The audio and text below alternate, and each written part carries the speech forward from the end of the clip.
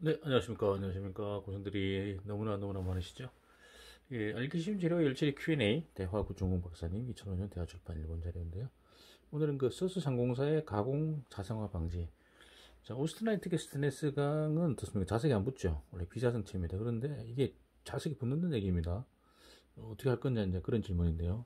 이걸 굴곡 가공하고요, 프레스 가공, 용접 등을 수행하고 있습니다. 이때 곤란한 것이 잔류력의 문제, 인장 잔류겠죠. 인장 압축이 아니고요. 이것이 남아있으면 시효 변형, 시간이 지나면서 좀 변형이 발생되고 가공 부분이 자석에 접착돼 곤란을 겪고 있다. 이렇게 질문이 들어왔고요. 그리고 응력 제거 풀림, 그러니까 인장력 남은 것을 풀리면 어떻게 하면 좋은지요. 또 비감자성, 감자상으로 이제 원본은 이렇게 돼 있는데 그걸 약자성으로 제가 이렇게 바꿨습니다. 어떤 방법은 있는지요? 이런 질문이 왔습니다.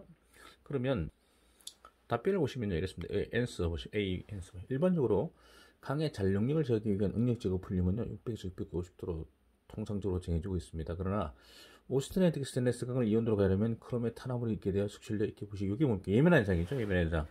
예민한 현상이 있을 때 예민한 현상이라고 이제 앞에 계속 나오고 있는데요. 오스트라이트의 대표적인 안 좋은 현상이죠. 이건 좋은 거 아닙니다. 그럼 보통 이제 일반 발생 온도가 몇 도였습니까? 발생 온도가 얘가요. 발생 온도가 약 자료에 따라 약간 차이는 있지만 약 500에서 800도 사이입니다. 이 사이. 요 사이 발생되는데, 아까 그 650, 650도 응력지구 풀려면 어떻게 됐습니까? 딱 이면에 들어가잖아요. 결국 뭡니까? 이 온도에서 유지하거나 선행하게 되면 결정립이고, 현명으로 봤을 때 결정립, 입내 입겠는데, 이게 뭐가 생깁니까?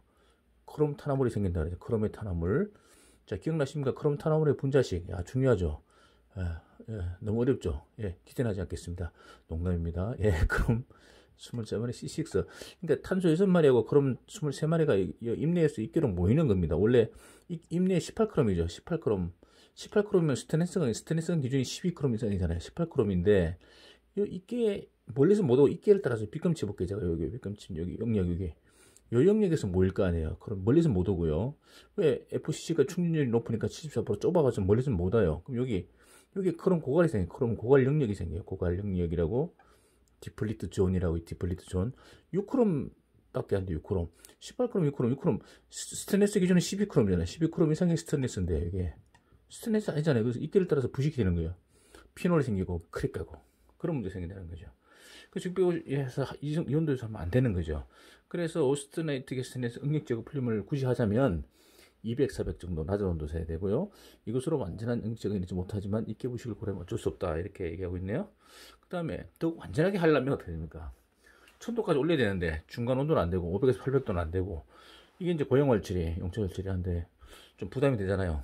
좀 불편하기도 하고요. 이렇게 하는 수밖에 없다. 자, 그럼 잔룡력엔 응력 부식균열. 그러니까 잔룡력이 안 좋은 이유가, 인장 잔류가 남아있으면 아까 변형도 문제되지만 응력 부식균열, 인장력 더하기 부식되면 균열이 발생되기 때문에. 그럼 이걸 어떻게 하냐? 쇼피닝으로 표면에다가 구슬로, 새 구슬로 표면을 때려서 표면에 압축 잘려주는 거죠. 표면에 이렇게 압축을 주는 거죠. 이렇게 표면에다가. 그럼 압축이잖아요. 압축. 그러니까 인장을 압축으로 바꾸는 그런 것도 중요하다. 또 상온 가공에 의한 약자성을 제거하기 위해서는 전술에 용처질을 하면 좋습니다만, 근본적으로 냉각 가공을 수용하지 않고 190도 이상에서 온감 가공하면요 자석이 부착되지 않는다. 왜냐면 결국은 오스트라이트가 자석에 안 붙는 이유가 뭐였냐면, 전에도 말씀드렸지만 이게 모형 FCC 모형인데, 오스트라이트 모형인데요, 이 중간에 빈 공간 있잖아요. 여기 이 공간 때문에 자장이 통과가 안 되는 거예요. 전기는 통합니다. 전도성은 없는데 자석이 안 붙는 거죠. 여기 공간에 자석이 끊어지는 거예요. 근데 아까 이제 상온 가공이나 이렇게 상온에 가공하면 이게 눌러켜가지고요, 눌린 상태로 이 공간이 줄어들어요. 그러면 이 공간 크기는 보통 아시지만 이 직경의 41% 정도로 비어 있는데, 약 2%, 39% 정도 약 이하로 줄어들면 약간의 자석이 통화됩니다. 약간의. 그래서 약자성으로 바뀐다는 얘기잖아요. 근데 이게 이제 온감 가공을 하면요, 이게 다시 원래 돌아와요. 이렇게 원래 상태로. 그래서 자석이 안 붙게 된다. 그런 개념으로 이해하시면 될 것 같고요. 그 다음에 보시면 어떻게 하든지 오스트네틱 스테인리스의 상온 가공과 이것에 부과되는 잔용량 문제는 귀찮이기 때문에, 이럴 때는 아예 상공사 L이나 316L 탄소 작은 걸 쓰는 것이 무난하다, 이렇게 얘기하고 있는데, 결국 이제 상공사 L이나 이걸 하는 이유는 뭡니까? 이거 예민한 현상 방지하기 위해서 하는 거잖아요, 일반적으로. 그러면 일반적으로 하는데, 그러면 상공사 L은 뭡니까? L은 뜻이 로우 카본인데, 자, 상공사의 탄소 몇 프로입니까? 0.08 정도 나오죠. 대략 평균. 상공사 L은요. L은 약 0.03% 이하잖아요. 그러니까 0.05 줄어든 거죠. 이렇게 줄어들면 탄수량이 줄으면서 크롬 탄화물이 안 생깁니다. 그래서 선행할 때, 유지할 때는 일부 생기지만 선행할 때, 용접할 때는 안 생기기 때문에 반드시 용접할 때는 L급을 써야 되죠. 모재도 L급, 용접봉도 L급. 상공사 용접봉 L급 없으니까 보통 용접봉은 308L 여기 용접봉을 쓰고 있죠. L급 써야 됩니다. 316은 316L이 용접봉이 있고요. 자, 그럼 이거는 이제 말이 되는데, 그러면 스트레스, 잔력력 문제는 어떻게 생각할까요?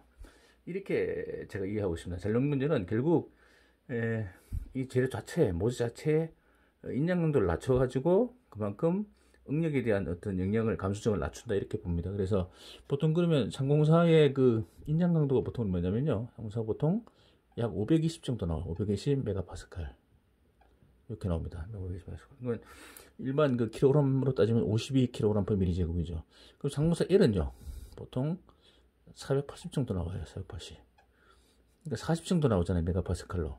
그런데 미리그램, 킬로그램 per 미리제곱은 약 4 정도 나오죠. 4 정도 차이니까 그만큼 줄어들어서, 그래서 약하게 만들어서 인장 잔력 문제를 레벨을 감수를 낮춘다 이렇게 좀 저도 이해를 하고 있는데요. 그러면 탄소량 적은 거하고 인장 강도 무슨 상관이 있느냐? 자, 오스트레이터 구조 보시면 오스트레이터가 무른 이유가 뭡니까? 무른 이유가 중간에 비었기 때문에 물렀잖아요. 그래서 충진율은 어때요? 페라이트보다. 페라이트 BCC보다는, 이게 BCC잖아요. BCC보다 또 충진율이 더 높잖아요. 6874 원자 충진율. 보기만 해도 더 강해 보이지만 얘보다 얘가 무른 이유는 중간에 비었기 때문에 그랬잖아요. 그럼 결국 탄소는 어디 들어가 있습니까? 이렇게 탄화물을 만들지 않은 상태 고형활치를 다 하게 돼요. 고형활치를 하면 요 안에 탄소가 들어가 있거든요. 그럼 탄소량이 많이 들어가 있는 거, 적게 들어가 있는 거, 그 차이죠. 결국 L급으로 하면 탄소량이 적기 때문에 그만큼 어떻습니까? 정도를 찍었을 때 요 탄소량이 적을수록 얘가 물러지는 거죠. 그래서 약 메가파스칼로 40 kg 미리적으로 4 정도 작기 때문에, 그래서 강도가 작으니까 인장 잔력력 문제도 좀 줄어든다. 이런 개념으로 이해하시면 좋을 것입니다. 그래서 용접을 하실 때는 반드시 이걸 쓰시고요. 일반 이런 응력 문제 되면 그것 마찬가지로 좀 약간 약하더라도, 강도 떨어지더라도 L급 로우 카본으로 하시는 게 좋을 것 같다. 이렇게 이해하시면 좋을 것 같습니다. 네, 감사합니다.